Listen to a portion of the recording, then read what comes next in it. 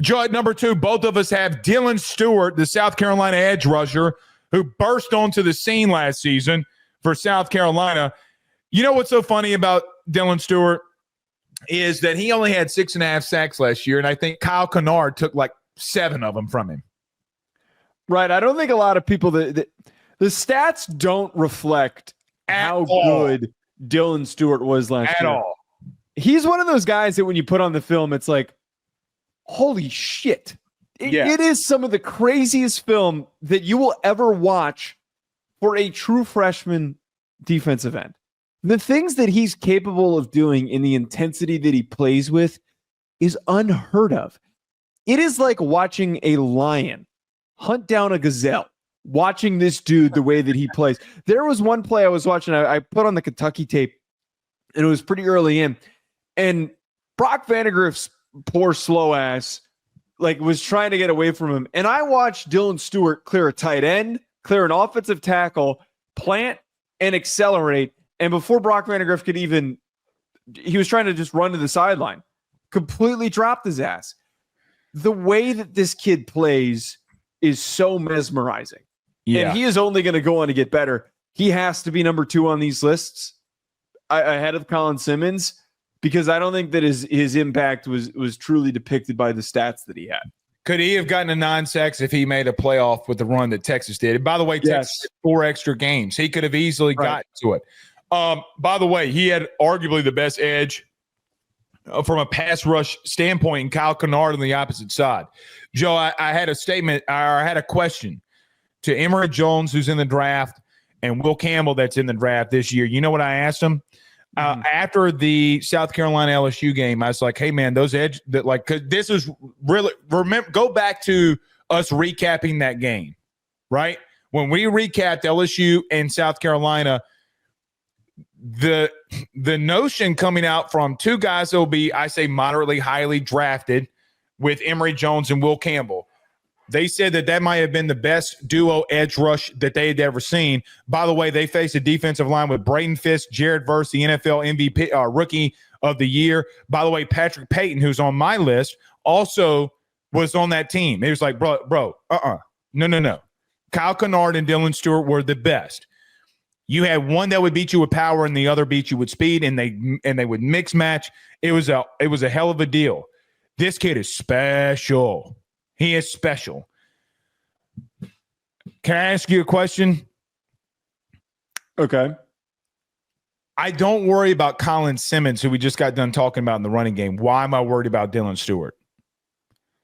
I am worried. I don't think you should. I don't think you should be. Why? Why are you worried about him?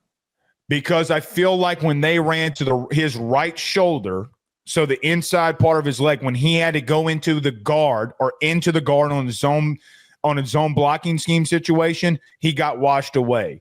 If he played outside the tackle, so the outside right foot of the tackle, he was exceptional. But every time he had to get into the trenches and work, I understand it. We're talking about a freshman.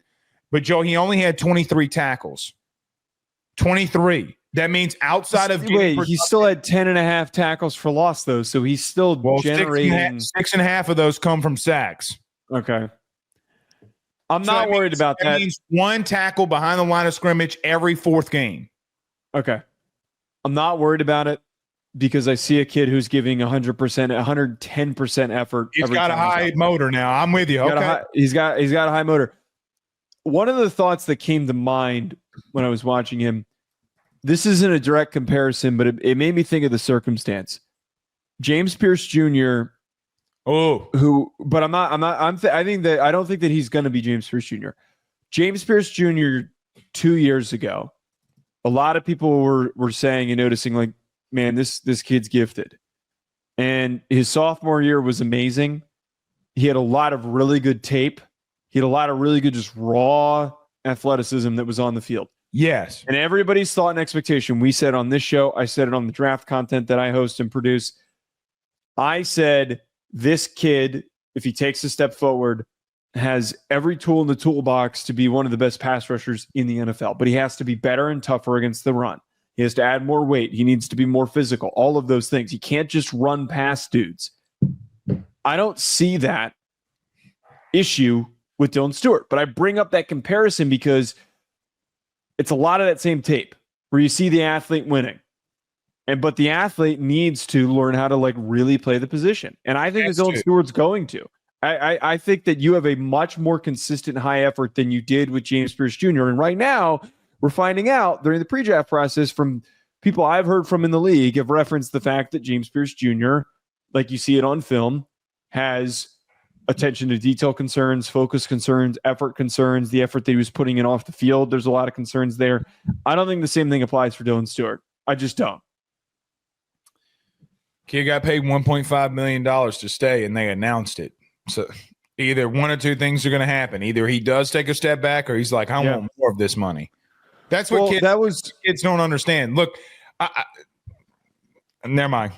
Go ahead. All I was going to say is that's what Ryan and I talked about the other day on our draft mailbag that we did, is he pointed out that a scout had told him that what NIL now provides them the context of knowing that they've never known before is what happens when these kids get a little bit of money? What happens when they get money? Do you start goofing off? Do you start dicking around during the season? You're like, oh man, I got my 1.5 million. I don't need to put the same amount of effort in. You think about that subconsciously of like, man, I've made it. I'm just going to go out and do what I'm doing. I think that this is going to be really telling on how if his production goes up. Here's my hot take, and I told you couldn't use it, but I think this is a unique situation. Okay. Kyle Kennard not being there kills him because he will be the entire focus because you have Imawari that's gone. You have who was the other safety? Kilgore that's gone. You have TJ Sanders is gone. Who's really TJ Sanders is gone. And then now you have Kyle Kennard that's gone. Demetrius Knight also at linebacker's gone. I mean, listen, the stats probably won't tell all on Dylan Stewart this year. Probably won't. When he's able to play free, he is lightning in a bottle. You got to watch him at every given moment. I do think that all the replacements at South Carolina burn him this year, and I think it's gonna be a tough year for him. I think he's still gonna be top 5 on my list next year, though. Like I really do. I'm not gonna hate on the kid because Shane Beamer, they didn't recruit well. Like that's not on him. I think the way that we're gonna learn about how good Dylan Stewart is, can he do it by himself? Right, is how does his performance change when he is now the guy that everybody knows about? And there's going to be a lot of extra attention. They're going to run away from him. They're going to slide protection in his direction. He's going to see a lot of double teams. How does he step up to the occasion? And I think that his performance this upcoming year is not going to be painted by his production. It's just not going to be. It's going to be, how is his effort on every single snap when he's getting all this extra offensive protection attention? And how do his teammates respond and do they take advantage of it?